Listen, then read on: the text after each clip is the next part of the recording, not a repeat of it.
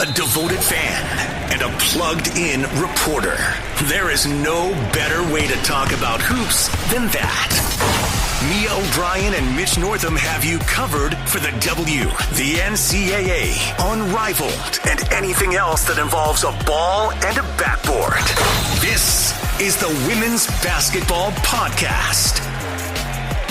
It is the second week of June in the year of our Lord 2026, and Caitlin Clark is still making people talk dumb online, acting a fool. We've run out of euphemisms to discuss and elaborate and describe the discourse, but we are back nonetheless. You know we are going to be here for you each and every week when it comes to all things women's hoops. Mia O'Brien, Mitch Northam of USA Today. We are your one-stop shop for all things WNBA, women's college ball, and oh so much more. But yeah, Mitch, I ain't going to bury the lead, although I do want to hear about your experience at the College Softball World Series. We need a little good juice flowing before we dive headfirst into the CC22 drama once more. Yeah, World Series was good. I wish it had gone to a game 3, but Texas Tech could not push it there because Tegan Cavan is awesome, and Tegan Cavan, people might know, speaking of Caitlin Clark, went to the same high school as Caitlin Clark and lived down the street from her. She is an awesome pitcher for the Texas Longhorns and shut Texas Tech down. I saw our friend Beth Mowens. I saw Jason Williams. I saw there. He didn't no show after all. But is he going to go back to Gainesville? Is he going to go back to Gainesville? Well, he says no unless Mia plays there. He was not at game 1, but he did come back for game 2 without the Barstool cohort. He was just kind of chilling in one of the back rows. I did see him for game 2. I also saw Vic Schaefer. We will talk about that later. Yeah, it was a lot of fun. And I wrote a column about how Najiri Kennedy is kind of like the Caitlin Clark of softball, and her career ended pretty much the same way with back-to-back losses in the national title game to SEC teams. So whether it's Dowling Catholic or the College Softball World Series, all roads lead back to Caitlin Elizabeth Clark, and that's where we begin today's starting 5. And look, I want to preface this by saying exactly what I said to you before we came on the air, Mitch. Mm-hmm. I check my bias at the door. I'm an Iowa fan. I'm a Caitlin Clark fan. I've known Caitlin for years. Like that is a thing. For me, I, like many, would encourage you to, when you're on X or Twitter, whatever you call it these days, don't click FYP, the For You tab. Mm-hmm. Don't go there. Because if you are a Caitlin Clark fan, it is just going to drain you.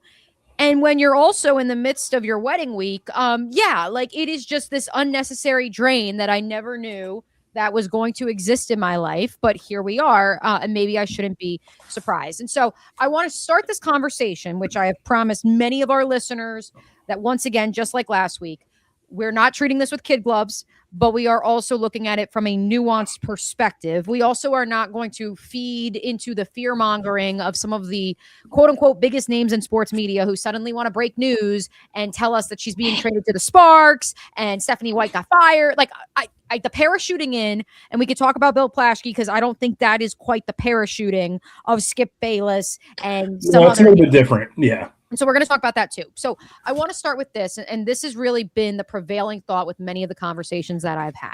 And that's why I led by saying Cam Newton, which Joe's and Darren's line about Cam Newton is what? Cam Newton makes people stupid. And Caitlin Clark makes people stupid and say dumb things online. In the same vein as Cam Newton, you could also argue LeBron James. Mm-hmm. You could also argue Luka Doncic, as I was told this morning. 5 minutes ago, we were calling him fat, and he didn't play defense, and now he's the toast of LA. How quickly the news cycle moves. Additionally, and we're going to give her flowers in last call, but I'm going to call upon her in number 1 in this week's starting 5. Our friend Corey Close went on several programs over the weekend to talk about the state of the WNBA, the Caitlin Clark v. Stephanie White situation in Indiana. Olivia. I missed this. I was not aware of this. I'm going to have to send it to you. She was fantastic with Susie Schuster, who also has celebrated a birthday this weekend. Shout out to Susie. Or maybe it was anniversary. Okay. I don't know. I saw Rich posted. Shout out to Rich Eisen too. But the way that Corey Close described the situation, she first led by saying, much like Mitch Northam did on last week's episode, for those of you who may have missed it, look at Steph Curry. Look at the Golden State Warriors. He was not a great defender when he came to the league. He was a good defender, but he was not a great defender. And so what did they do? They found a way to build the team in which it masked his deficiencies. And so she led by saying that. She then followed it up by saying that Olivia Miles, Courtney Williams, even the point guard in Chelsea Gray, part of why this is verbatim from Corey Close, the head coach of UCLA, national champion, never forget. The reason that Chelsea Gray can be the point guard is because Becky has designed a system in which Chelsea does not have to be the primary defender. Like, she can focus on the offensive end. And last week, which I said what I said, which is Caitlin is so focused on, I recognize the value I have on the offensive end of the floor. I can't foul out.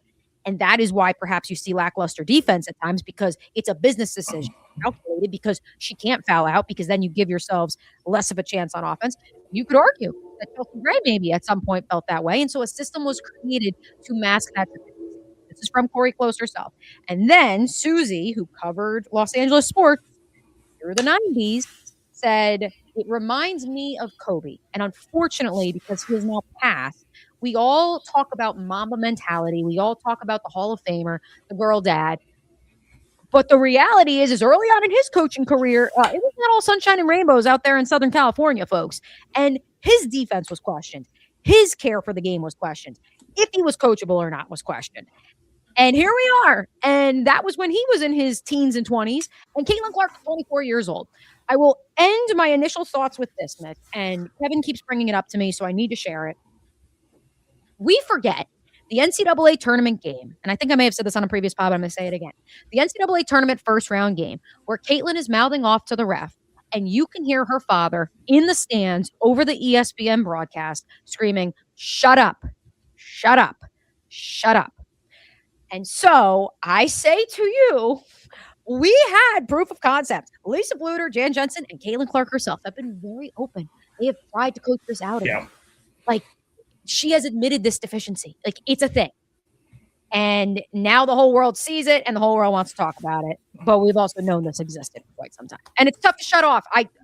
Trust me, as someone who has fallen victim to it, and we don't need to go down the road of some of the things I may have done it at the college back in the day. And, for, not caring about refs and getting kicked out of intramural games and dating all the way back to my high school career too. Like, for some people, you can't just shut it off.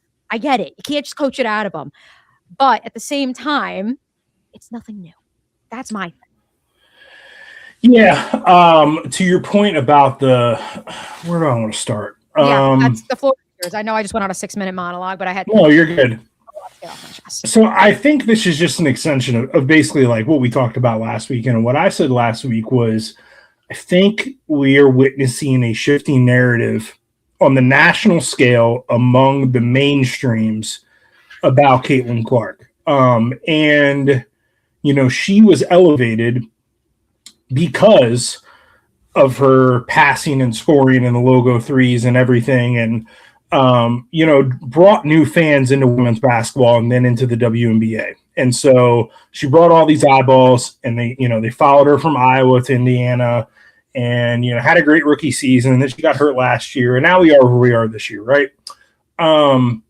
And there's something happening where I think it's a combination of things, but the things are shifting among that group, I think, among the mainstream fans that sort of your casual women's basketball fans, the people who came to watch this because of Caitlin Clark. And at first, it was Caitlin Clark could do no wrong, and we will defend her, and we love her and everything. And now, I think it's a combination of every time they turn on one of her games, she is acting like a brat in the huddle, or she is screaming at an official, or, flopping or whatever. So there's that's happening. And then there's you're not putting up 30 and 10 like we were used to, and you're not hitting 8 3-pointers a game like we're used to. And so like the production isn't there on the offensive end. So now you're looking for other things to grab onto. And what's there for you to grab onto is her yelling at the refs, her blowing up with Steph White, her playing just awful on defense, Those are the things that you can grab onto. And I think that's part of the shift that's happening. Yep. So we get this column from Bill Plaschke. And I think overall it's a good column. And, it is not, I think some people are making it out to be a bit of a parachute. This is not a Skip Bayless situation. Plaschke is somebody who actually pays attention to the WNBA. I know we like to think of him in the same boat because of the ESPN connections and all, but it's different. Skip's not even at Fox. I don't even know where Skip Underdog. He's at Underdog. Yeah, like 15 years ago, right. When around the horn, First Take, dominated everything. It's worth reading. He not only takes aim at Caitlin, but aim at the WNBA in general. For we'll get into this too, coddling her when it comes to a media perspective. And then, but I'm online and I'm scrolling through Twitter and stuff. I see someone like Van Lathan tweeting about Caitlin Clark, and he just quote tweeted some of her stats and was like, "What's wrong with her?" And that's somebody who 2 years ago would have been like, Caitlin Clark is the greatest women's basketball player in the world, and now we're in this situation with her. And to your point about her dad. Yelling at her about yelling at the refs and Jan Jensen and Lisa Blewett are trying to coach this out of her. I saw Christine Brennan shared excerpts from her book about where, she wrote about kind of Caitlin's on-court demeanor. And I guess my point to that was just she was kind of making a point. Caitlin has always been this way. And I'm like, okay, but that doesn't mean that she can't evolve and grow. And it doesn't mean that we as media and fans should excuse it, right? When you're acting like that, you're open for criticism. You're a professional basketball player, right? Right. And that's where I think the Susie Schuster comp with the Kobe was spot on, because again, I know, unfortunately, we no longer have Kobe in this world, but also he was held accountable for many things, both on and off the court, transgressions.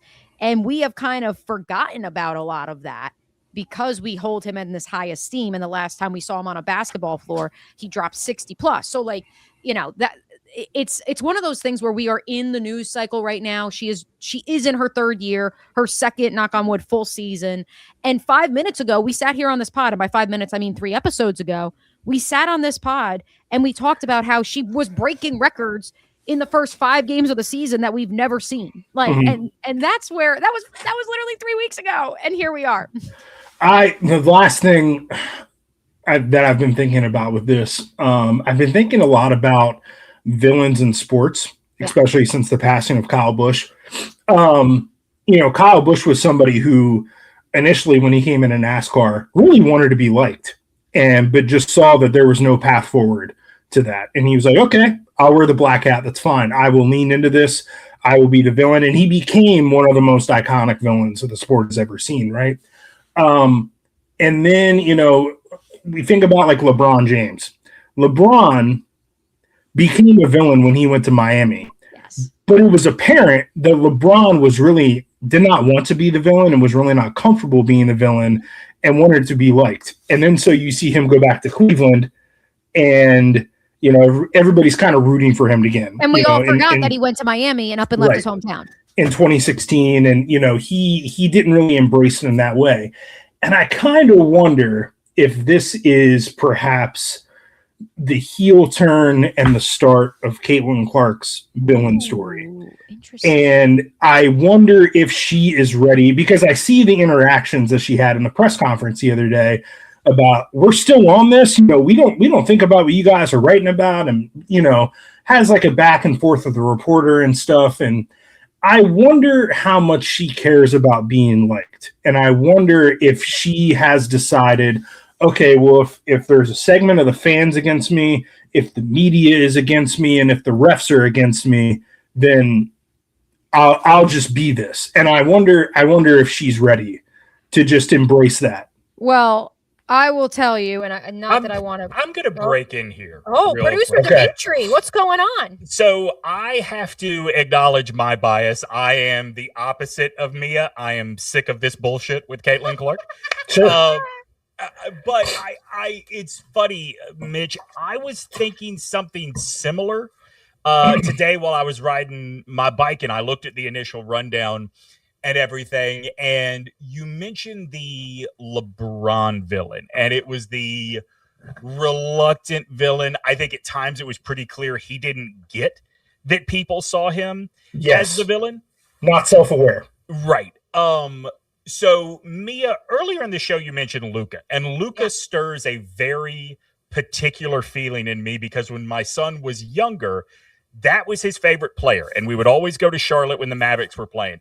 And it would drive me fucking insane to watch him stand in the corner when the Mavericks were on defense, literally stand in the corner.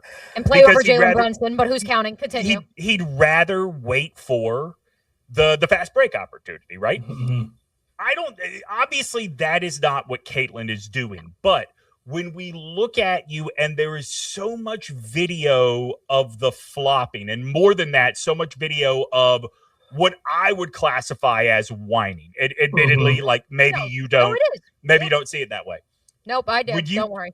I just whine myself, so that's why I'm like, I'm on Listen, I totally get that we all have different people we like in this sports world, right? Mitch, when you talk about the villain, I see Caitlin. If Caitlin Clark were to try to make this villain turn, I feel like we would look at her like the guy with the Heath Ledger Joker sticker on the back of his truck. And, we would all just roll our eyes and say, come on. Like, I don't know if Caitlin cares about being liked. I can't say that for sure. Caitlin very much cares about being marketed. And as much as as much as it was a verbatim quote, I heard her say it. And I don't think there's anything wrong or extraordinary about that. I think a lot of athletes feel that way. You guys know that I have said to you guys in private, like, to me, it's very similar to the way people talk about Barack Obama, right? Like, no, he's not cool. You've just never met a black person before, right? Like, Caitlin Clark is not cool. You've just never seen somebody that confident before. We're gonna clip this one. In what it is they do. Caitlin Clark and Barack Obama, if you just take them in a vacuum, they are dorks. I don't think Caitlin don't think Caitlin could afford to lean into being a villain, because right now, what makes her a dork makes her endearing to her fans. If she starts to lean into being a villain and we're all like, dog, we watched referees like give games to you in college. You cannot do this. Yeah, the only time she has real swagger is when she's hitting the logo threes. Right. Or no, some of the laser passes. They're pretty Yeah, for sure. And we got behind Ryan Howard last week. We also forgot to mention that. Like, that was a thing that happened. Just to put this out there so that the audience knows that I'll lay back. I have no problem with Caitlin as a player. I have a problem with Kate. Well, I guess I do as a player. It is not about Caitlin. No, but it's not the 3-point. Yeah, it's the same problem I have with Steph Curry. Like, you have ruined basketball. I cannot root for you. So anyway, I just thought it was interesting you brought up the villain thing, because I was literally thinking about that earlier today. Yeah. All right. Have a great show, gang. I love the Obama comparison too, because I think that much like, wait for it, Mitch, can you say the Cam Newton line again? Cam Newton makes people stupid. Does Barack Obama not make people stupid? And Caitlin Clark does too. And LeBron James did for a long time, and maybe still does. I would love to continue down this road and discuss ways that Stephanie White and Caitlin Clark and Aaliyah Boston, Kelsey Mitchell can find a healthy ecosystem on the floor. But we are already at the 19-minute mark, and I know a lot of you came for the discourse. Maybe next week, because at this point, it is regularly scheduled programming. So we will keep it moving. Let's get to number 2 in this week's starting 5, which, wait for it, was more on the court antics, except from perhaps the most unlikely person in the WNBA and Mystics head coach, Sydney Johnson. Yeah, I was just for a little kind of behind the scenes. I was, I got like a buzz alert on my phone from our team's channel at USA Today, and someone was like, Sydney Johnson just got escorted out by police. I was like, what? What are you talking about? What happened? And so I had to go and like watch the clip, and I'm still not really sure what got him so fired up. But he was indeed escorted out of a loss to the Atlanta Dream by 3 police officers. This happened in the third quarter, and a Mystics player was driving, or was defending Angel Reese, who was driving to the basket, and she got called for a foul. The Mystics player did. And Sidney Johnson just went off, and he's going after one ref and wagging his finger and doing the whole thing and yelling. And then this whole time, like, his entire staff is trying to intervene and like get between him and refs. And then he starts going after another ref. And then at some point, one ref blows a whistle, but I never actually saw them motion for like him to get ejected. And so I kind of wonder if like the police officers just thought this was escalating so much, like they made the decision, like, hey, buddy, like we got to go. But it went on for like quite a while before he was actually walked off the court. And then he didn't really talk about it afterwards. He just said, I lost my cool. Officials did what was appropriate. That's all I can really say. And then he said a little bit later that I guess he was asked if he believed he needed to be ejected to advocate for his team. And he said, I'm not a big proponent of that. I do think in terms of the youth of our roster, you've got to kind of earn your way in the W, and we understand that. And frankly, we're up for the challenge. But I'll just say respectfully, when you come to a game, you shouldn't have to lobby and advocate. And so clearly, again, like, I don't know if this was just the tipping point, if there had stuff been going on all game that he was not happy with. But yeah, I mean, he was going at the referees. And this is just the latest thing of kind of there's an ongoing storyline this W season about refereeing because, you know, supposedly they're supposed to be calling things a lot tighter. And then last season you had people like Becky Hammond and Cheryl Reeve and Caitlin Clark and Stephanie White all complaining about the refs. I mean, Becky took a fine already in the last 2 weeks. Yeah, and it seems like they're still doing it again this year. I was at the Aces Mystics game last year where after the game, Becky Hammond sat down, said what she had to say, and then was getting up and was like, tell me how much my fine is, because she went off about the refs in that game. Yeah, it's just another layer to that chapter, I guess, of that storyline. I would like to, number one, point out that I have been spelling Sydney with an I for the better part of the last 2 years that he has been the head coach of the Mystics. So at the very least, that this saga has redirected me to the proper spelling of the Washington Mystics head coach's first name. So that's out there. I would also like to remind those of you who are unfamiliar with Mr. Johnson's game, 1 year as an assistant for the Chicago Sky prior to getting the Mystics head coaching job, seemingly out of nowhere last year in 2025. Prior to that, yes, was an assistant at Georgetown, was at Princeton and Fairfield, associate head coach at Air Force, all on the men's side or women's side for those, Mitch?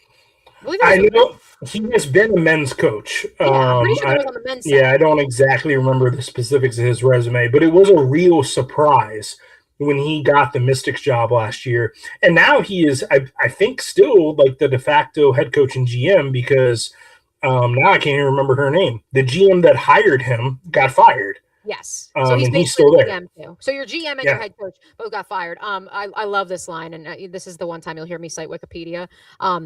Johnson, when he got the head coaching job at Princeton, his alma mater, in 2007, quote, Johnson emerged from a field of Princeton offense veterans that included Mike Brennan, Robert Burke, Craig Robinson, Armin Hill, Chris Mooney, and Mitch Henderson. You know, once again, like another example of like Barack Obama, second reference of the program's brother-in-law, was passed up for the job that you got. And this guy somehow beat the field out to get the Mystics job too once upon a time. But anyways, I digress.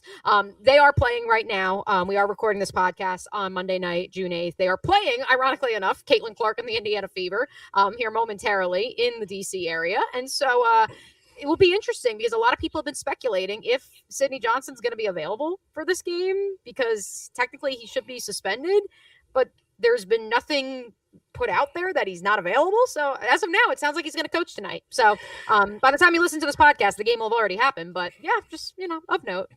Yeah, can confirm the Georgetown, Princeton, and Fairfield and Air Force gigs were all men's positions. So he would have been at Princeton, crossed over a little bit with Courtney Banghart, who, third reference, coached Barack Obama's niece on her Princeton basketball team. I love this. Last week was the beef episode. Today's the Barack episode. Yeah. Let's keep it moving. Number 3 in this week's starting 5. This one is my topic, Mitch, but I'm just gonna hand the steering wheel off to you because the hype train is real and it is rolling down the tracks real fast when it comes to Olivia Miles. We joked last week, oh, the Rookie of the Year race is over. No, now it may literally be over, folks. And the Minnesota Lynx, with the best record in the W, very well might be on a collision course to finally break through and win another title for Cheryl Reeve. Is that hyperbole, Mitch Northam? No, but I think it's a little early. I think what I'm waiting for is for Nafisa Collier to return and to see how she fits in with this version of the Lynx. I also have some questions about how deep the Lynx are. Like if I look at their roster, they're kind of sixth man this year. The player who is playing the sixth most minutes is Maya Caldwell. Who did look good last time out. I mean, and Nia Coffey is out here draining threes. It's awesome. Maya Caldwell is averaging 4.7 points and 2.1 rebounds per game. And I will just remind people that the sixth player on the Lynx last season was Jessica Shepard, who is now doing what she's doing in Dallas. So there's a little bit of a talent drop off there. So I have some questions about that. However, I will say I do think the Rookie of the Year race is pretty much wrapped up. Like I don't, AZ Fudd is playing well, but she's not having the same impact that Olivia Miles is having. And I don't really see another rookie that is having the kind of impact. Now it's a long season. We got, all the way to, September, October to sort this thing out. But the early returns are apparent. Like Olivia Miles is the Rookie of the Year right now. Olivia Miles is leading the league in win shares, 2.2. She is also top 10 in defensive rating. She is 15th in scoring. She is 6th in assists. She's playing really, really well. She is, I think, blowing away the rest of the rookie competition right now. I think 8 threes in a game too. 8 threes in a game. Yeah. Which, by the way, I think up to that point she had only made like 5 threes, but then 8 in a game, which is a new rookie record. You could currently make the argument that Olivia Miles deserves a spot on, like, if the season ended today, she would be on an all WNBA team. Yeah. And maybe even like the first or the second team. Yeah, I think she would be on the first team. I don't know what guard you would pair her with. Maybe Kelsey Plum, Chelsea Gray, somebody like that. But like, I think there's she's on one of the first 2 teams. Like she's one of the best 4 guards in the league right now today on Monday, June 8th. Minnesota, the number 1 offense, averaging 90.3 points per contest in the W. They are the number 1 rebounding team in the W. They average close to 38 boards per contest. Oh, wait for it. They're also the best defense. They only give up 78 points per game. I do want to give a shout out the Thursday night Commissioner's Cup matchup between the Valks and the Lynx up in Minneapolis, 87-84. Minnesota gets the dub. I thought it was, in my opinion, it's the early front runner for game of the year. And that was the game in which Olivia Miles had 8 3-pointers. She was 8 of 11 from 3, 9 of 16 from the floor overall, 4 boards, 7 assists. And it wasn't even all about Olivia. Like Courtney Williams was in her bag. And I know she only had like 7 points in the first half, dropped another 10 in the second, but she was in rhythm, shot 50% from the field. Natasha Howard was great in that game. She was even better next time out on Sunday in the afternoon game against Seattle. I've just been really impressed. And I think a lot of the praise for Minnesota is also because all roads lead back to Caitlin Clark is coming in conjunction with, my goodness, Caitlin looks out of rhythm. Oh my goodness, look how in rhythm this offense in Minnesota looks.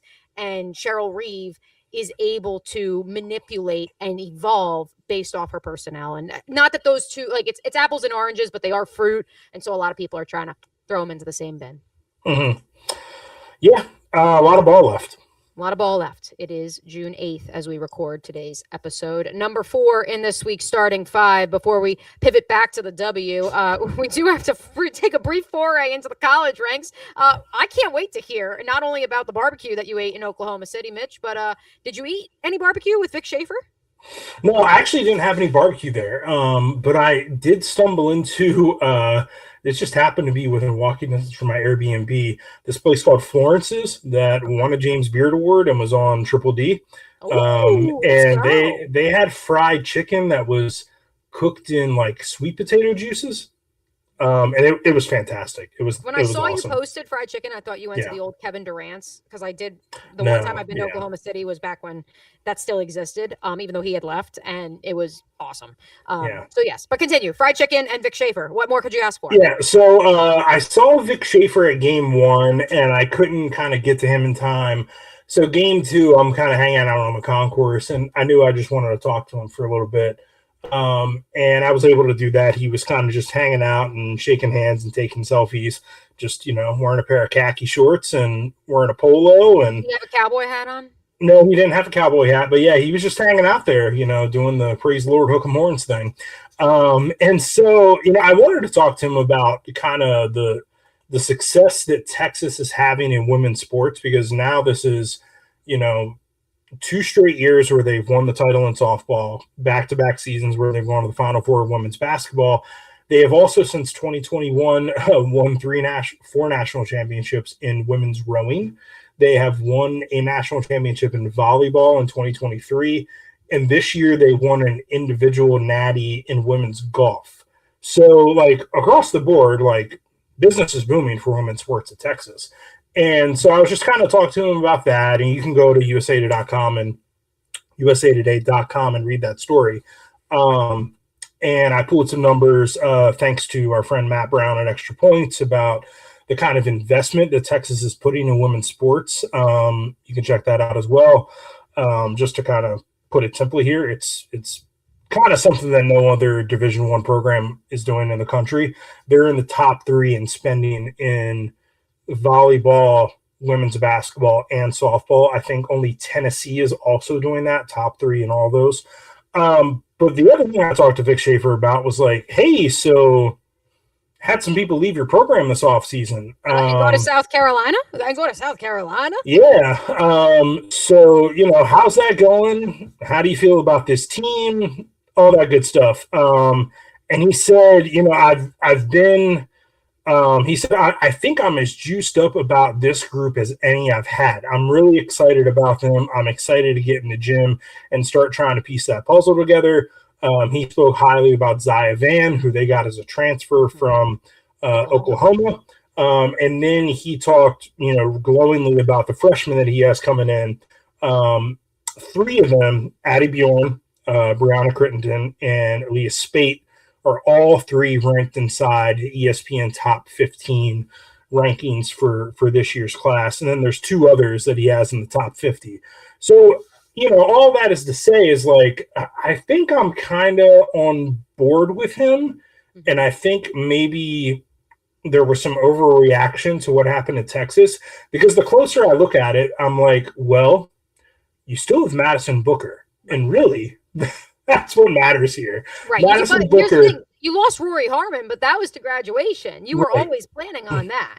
Yeah. And I think that one of those freshmen that he has coming in will be able to step up and fill Rory Harmon's shoes at point guard. But having said that, we've also seen when Roy Harmon got hurt, Madison Booker basically played point guard. And Madison Booker is the bus driver of this team. And the closer I looked at it, I just kind of think everybody that they lost was, for better or worse, replaceable. Jordan Lee is a great player. She'll do great things at South Carolina. Aaliyah Crump is going to do good things at Duke, on and on and on. But I think the players that they got, you fit Zaya Van in, you got Bria Cunningham coming back, and then these really highly touted freshmen, if they live up to the hype, Texas is good. I think Texas is still going to be in a position to, finish top 3 in the SEC.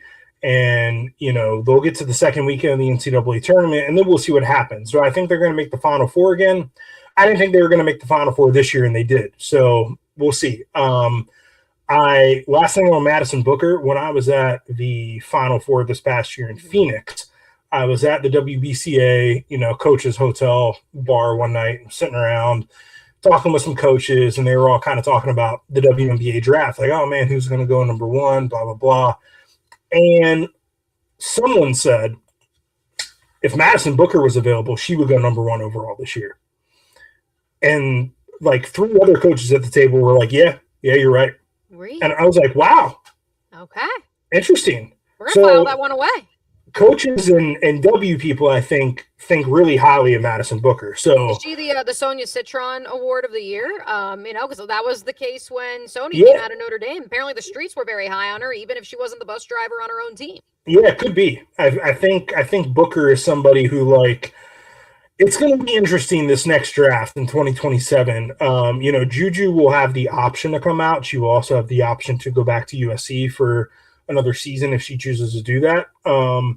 And so Booker versus Juju versus Hannah Hidalgo for that number 1 spot. Yeah, I think is pretty interesting. That's a pretty compelling number 1 pick race. Well, especially when you consider, and we've run through this a time or two on this program, the 4 players in the top 4 in this past WNBA draft.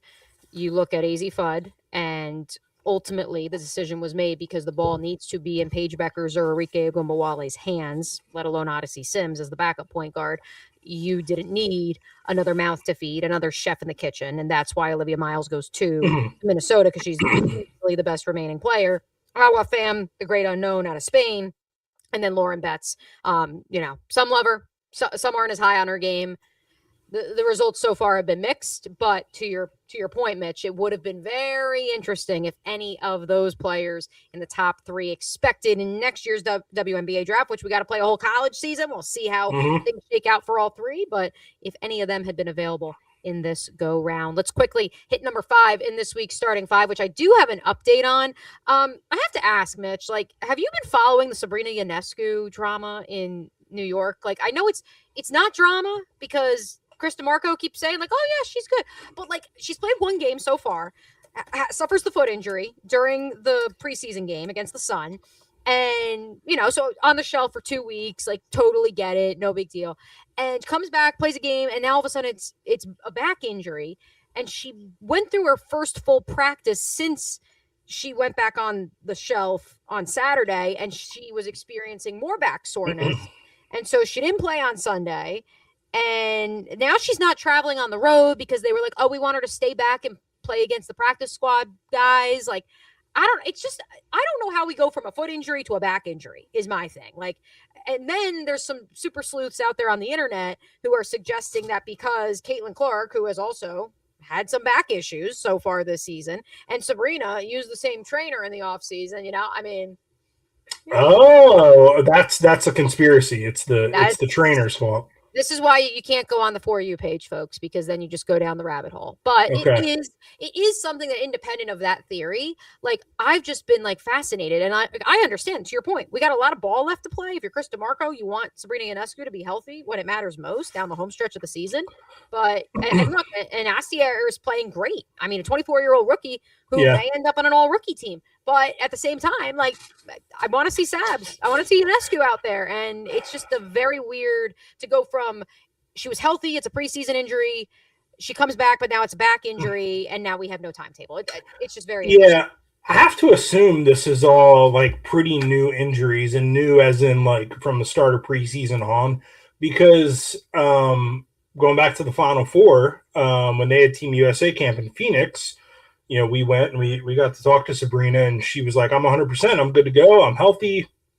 I mean, everything seemed fine, and she was a full participant in that Team USA camp under Carol Lawson. But, she has been anything but that. I just rolled up the New York Post story from Madeline Kenny. Yep.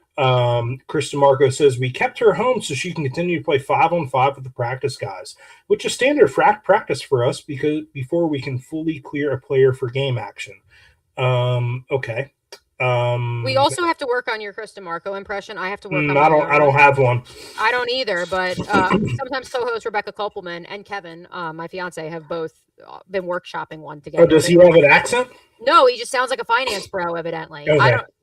I haven't like picked up on it, but the two of them simultaneously, like I was in the other room when he was doing the halftime interview, Right. and Kevin was like, "Wow, that's a voice I'm never gonna get out of my head." And then Rebecca texts me, and she's like, "I could do so many bro impressions of Chris DeMarco right now," and I was like, "I missed the interview." Okay, so the next time Rebecca is on, we will just devote a segment to her doing Chris DeMarco. Yeah. Okay. Yeah, I would have thought that's a good way to round out today's starting five as we segue to everyone's favorite segment. Oh, it took us 40 minutes, but it's finally time, folks. Pure beef. Producer Dimitri's still thinking about Barack Obama. The good news is we're going back to the Indiana Fever because we can't quit them. We can't quit them.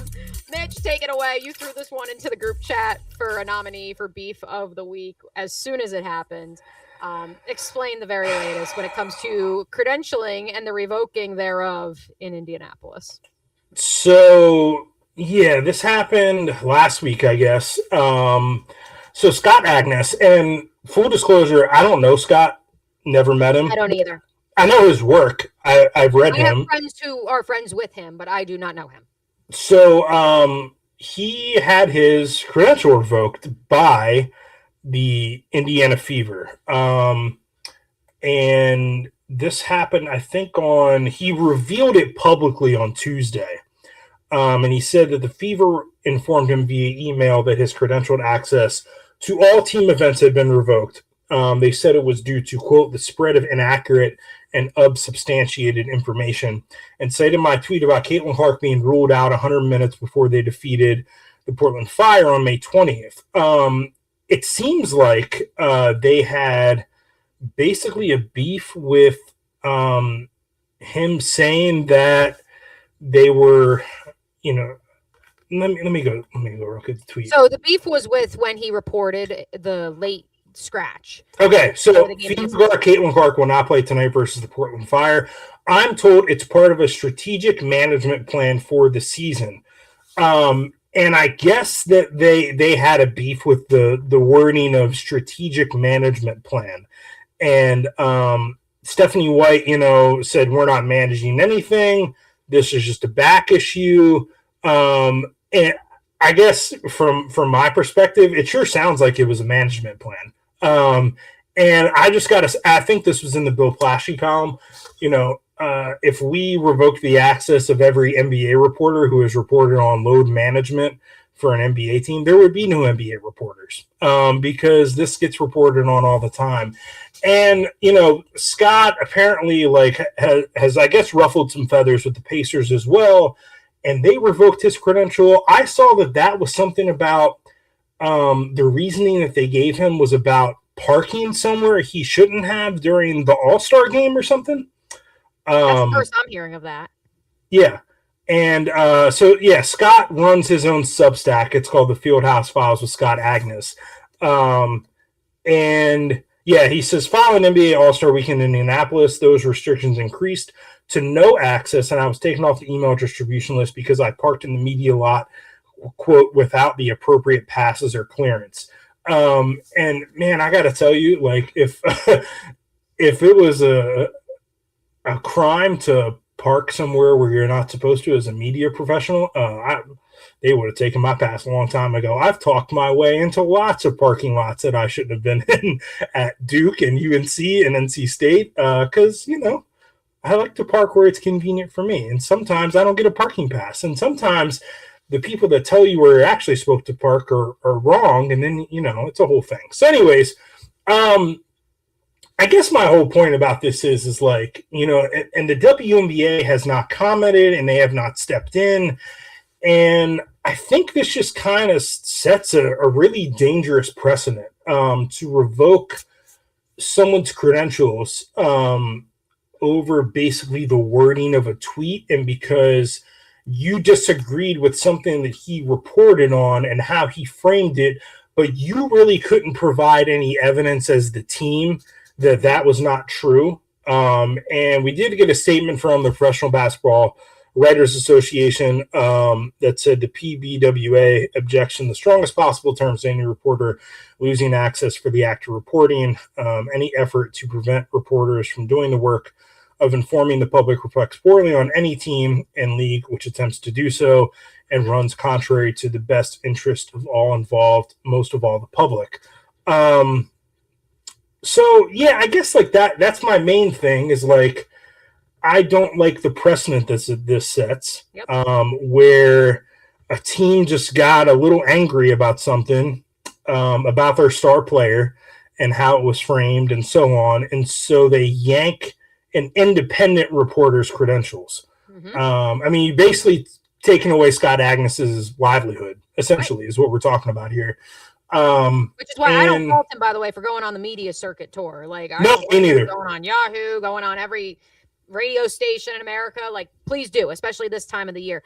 What I was going to interrupt very rudely, but I wanted to bring it back to something you said last week, Mitch, and you said the week before, and I believe you said it the week before that. If the WNBA wants to be the 5th professional sports league in North America, the other 4 leagues, well, maybe not so much the NBA, since the Pacers also revoked his credential over a parking pass, but I can tell you this. I've gotten into hot water with the Jacksonville Jaguars. Time or two. And it's gotten, at times more than just lukewarm. And it's never gotten to a point where, because I parked somewhere, and knock on all the wood you can find, but just, I'm sorry if you're listening to this, John Dever, and you think I'm upsetting you. And shout out to Gladstone. Gladstone and I are friends. So is Leah and Tony. We're all good. But point being, I go back to, if this happened in the NFL, what would the outcry be? Well, first of all, if it wouldn't have happened, like it would not have happened. How often, and I don't want to go down this road, but how often have some of the major insiders, a lot of times the major insiders of the Schefters and Ian Rappaports of the world, they obviously are getting the perfectly curated text from the team themselves, the messaging they would like. Same with Shams on the NBA side. And that's not always the case for, the non-upper echelon reporters. But point being, I mean, how many times have teams taken up beef with the way a reporter has phrased something? I would tell you quite often, but it's never reached this point of now we're revoking your credential. And if it did, it would turn into such an outcry that the reporter would be reinstated within like a week. That's at least just me. And hopefully I didn't just jinx myself in saying that. Yeah, I don't, I think in other leagues, other professional leagues, like if you have a problem with like what someone tweeted or what someone wrote in a story, like there's a conversation to be had. You text them. I've gotten so many texts from Jags PR. Yeah, you pick up the phone, you text them.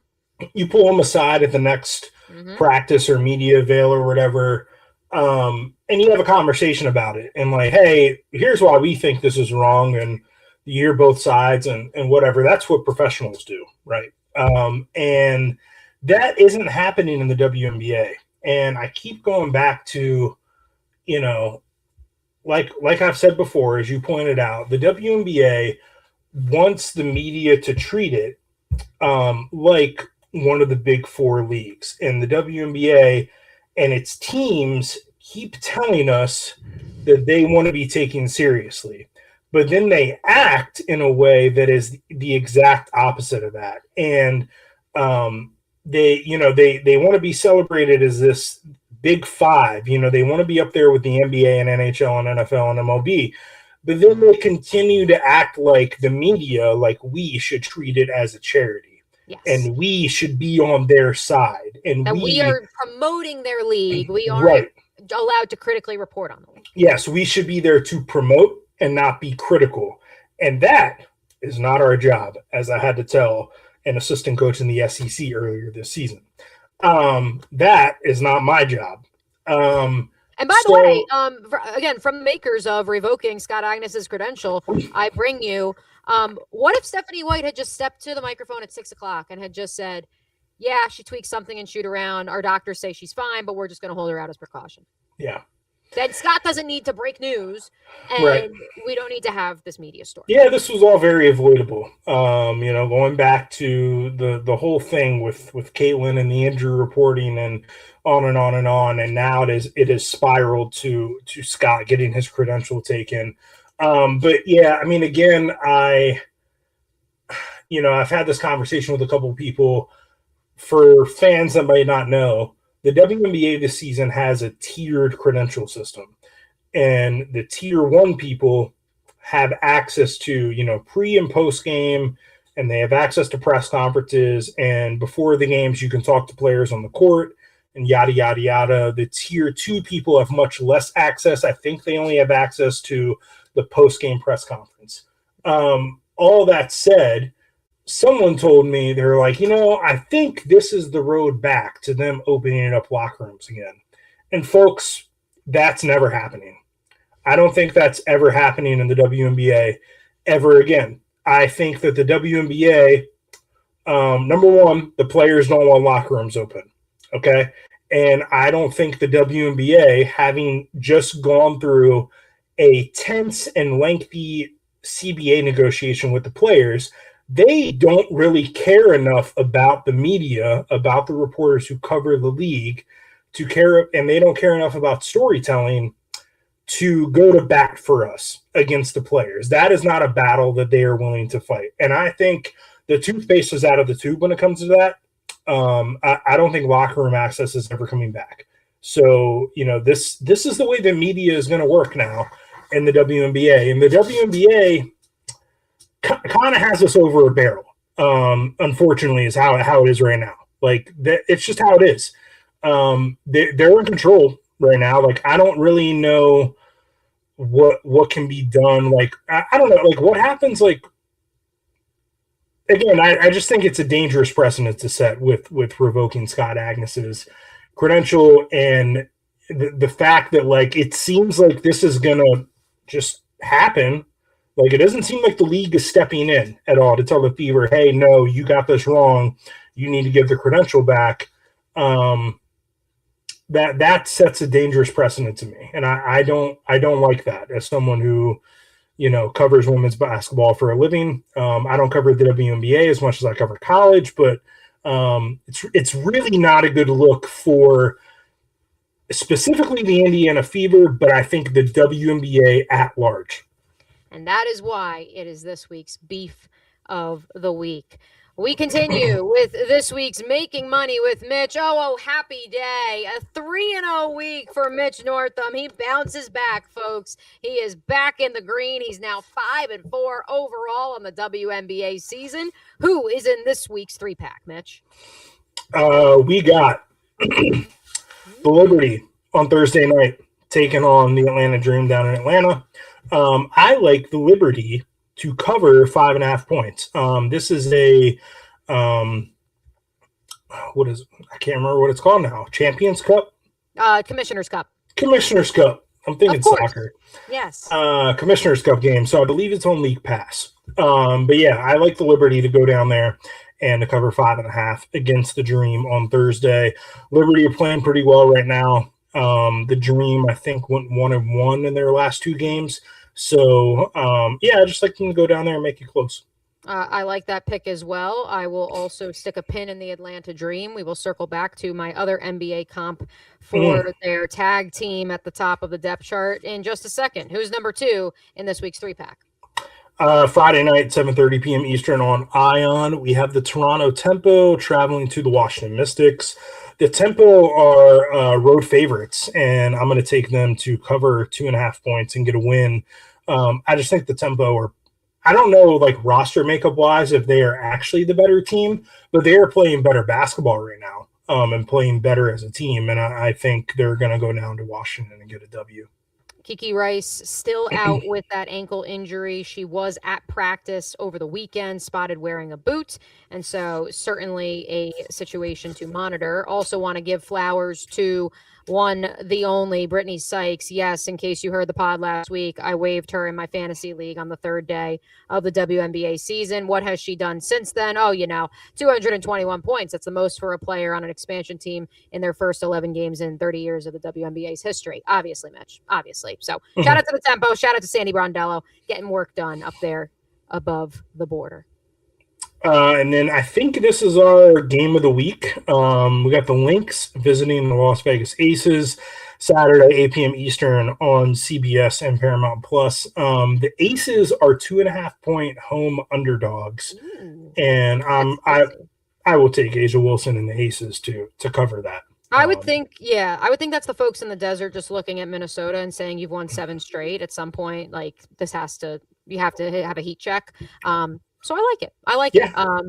Let me double check. Is that Minnesota's next game? No, they host the Wings on Tuesday night. Mm-hmm. So it's not like that, so I guess Vegas is probably picking them to win that game. And then they travel to Las Vegas on Saturday. So let me see. Are they favored in that game on Tuesday night? Did you say? I'm curious. Against the Wings. I don't know. They are indeed, according to DraftKings, 3.5-point favorites at home. That's a pretty tight spread. That's a tight number as well. So I guess they're flirting with the heat check, but going full bore when it comes to traveling out to Sin City. And so in case you missed it, Mitch's 3-pack this week, the Liberty 5.5-point underdogs. He's picking them to cover the spread at Atlanta Thursday, 7:30 p.m. on League Pass. The Toronto Tempo 2.5-point road favorites at the Mystics on Friday night on Ion. And finally, the Las Vegas Aces 2.5-point underdogs at home against the Minnesota Lynx. Make you a little bit of money because the folks out in the desert thinking, maybe that heat check, maybe it is indeed coming. Let's get to last call. I'll just hit it right away. Ryan Howard, Alicia Gray, Paul George, and James Harden. Why would you say that, Mia? Well, because as someone who owns Ryan Howard in which of course we can't call her Ryan. Remind the folks, Mitch, what is Ryan Howard's name? The Permission. There it is. The Permission dropped 38 points in a game, or 36, excuse me. Was leading my fantasy roster, and then proceeded to drop a nice old goose egg, not complete goose egg, but close to it against the Indiana Fever last week. So a lot of people on the streets were saying she really is Paul George. She either goes for 36 or she does nothing. And Alicia Gray, unfortunately didn't have a very good night against the Indiana Fever either. And I think the Fever certainly provided more of a defensive effort in that game against the Dream. But at the same time, little concerning only because it's compounded upon slow starts for Carl Semesco's team in the first quarter of games so far this year. Yeah. The Dream are just missing something to me. I don't know what it is. I kind of look at the makeup of their roster and I'm like, why'd you guys re-sign Brianna Jones, who's not playing for them right now? But you could have spent that money on somebody else, perhaps a guard who could help. They got Jordan Canada, who earned the right to start at the 1 after her performance last year. But outside of her, it's a lot of wing play, which they want to shoot threes. So they're at least able to accomplish that. Some other news and notes from the W before we do circle back to one of our favorite characters in Corey Close. Plum Dog. Give her flowers, folks. Again, for a second straight year, Mitch Northam tried to tell you should consider Kelsey Plum for WNBA scoring leader. She misses a week with an ankle injury, and what does she do? She comes right back, drops another double-figure performance, and so the run continues for Plum Dog. Asia Wilson, of course, also balling out. And so, water's wet. Water is wet. And if you are drafting for a fantasy team, whether it's in 2026 or beyond, I would advise drafting both of those players.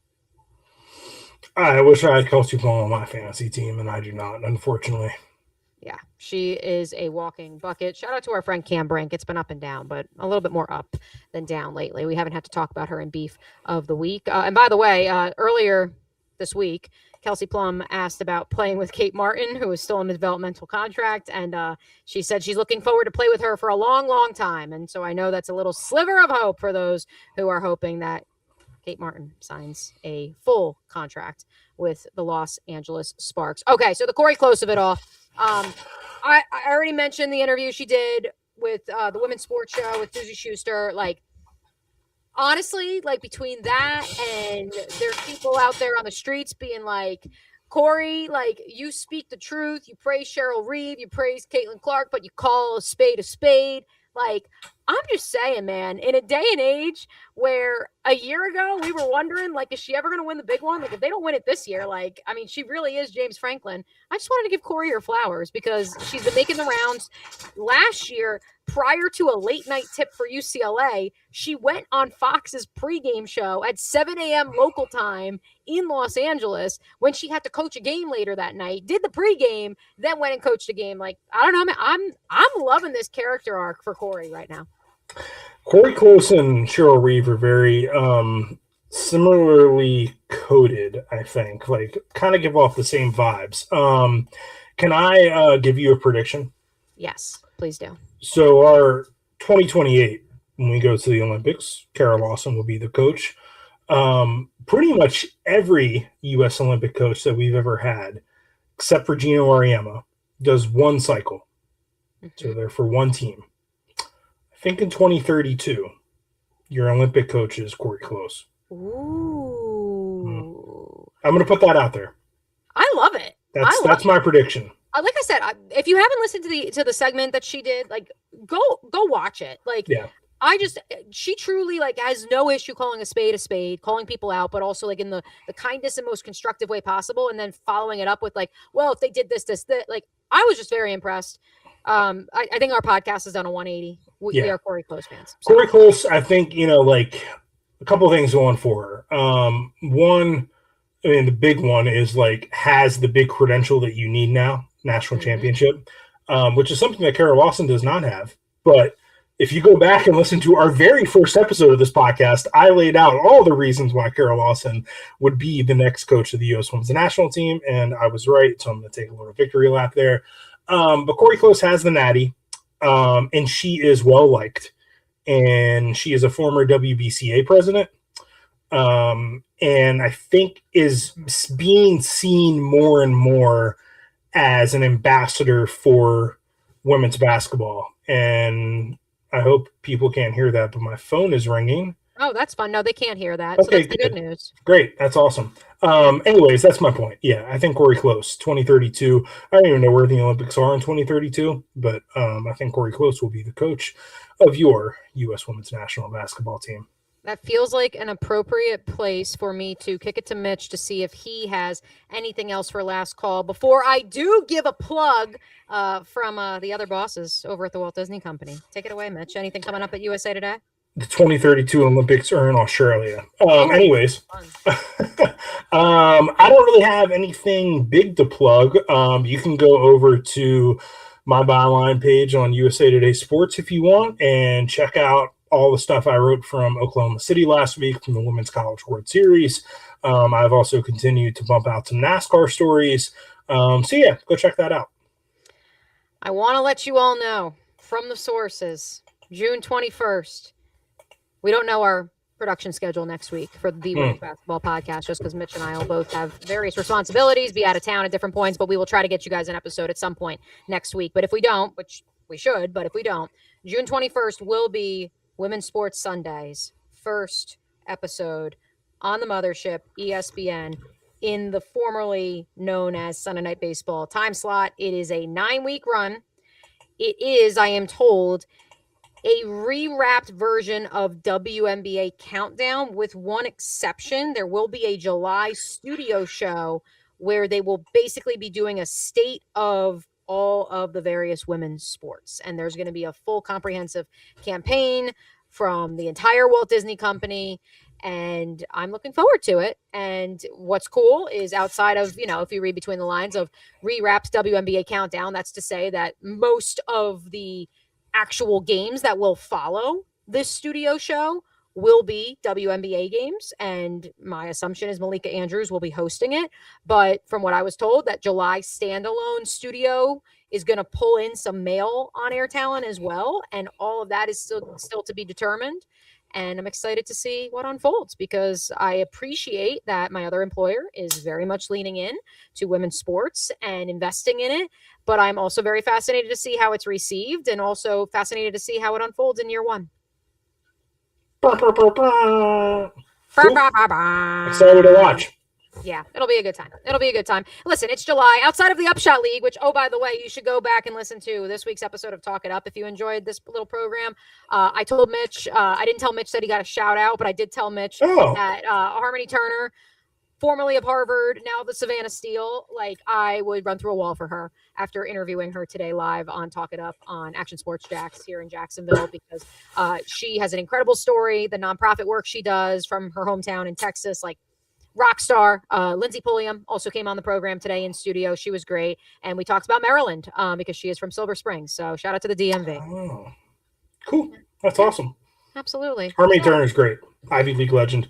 She's an Ivy League legend. I let her know. I'd heard so much about her on the Women's Basketball Podcast. It was an honor to speak with her. And so go check that out over at Action Sports Jacks. But until we speak with you next week, he is Mitch. I am Mia saying we'll catch you guys later. Deuces.